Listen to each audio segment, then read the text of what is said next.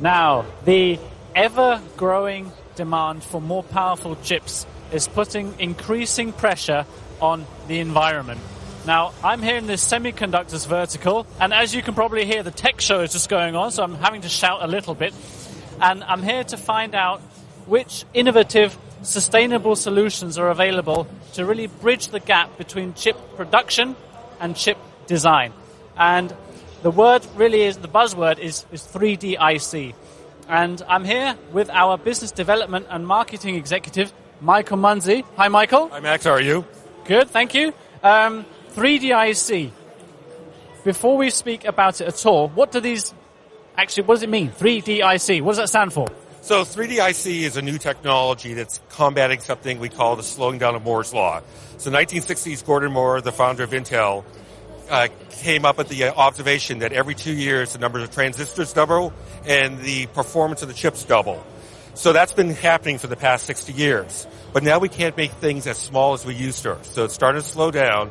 And so people still need really powerful computing platforms, but they can't count on the fact they get more power just by making the transistors smaller and doubling everything. So 3D IC is a technology that combats that and allows people to still increase the amount of computing power and dealing with the fact that they can't just count on smaller transistors for more powerful chips.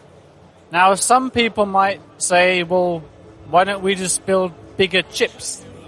So that's a good idea. Some people are trying to do that, but there's two problems. It's very, very expensive to make larger chips.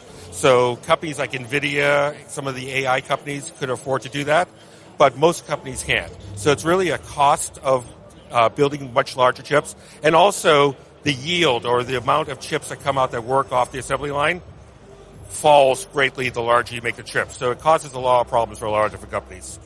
Okay, so how does 3D IC then overcome all the issues that may arise? Yeah, so what it allows you to do is use the current size chips you have and the current technologies and assemble them together. So instead of having one chip, you now put multiple chips together in a single package.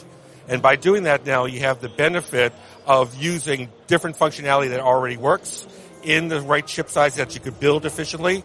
And then by bringing them all together, you can actually produce designs that perform better, have lower power, all on using existing technology nodes that work.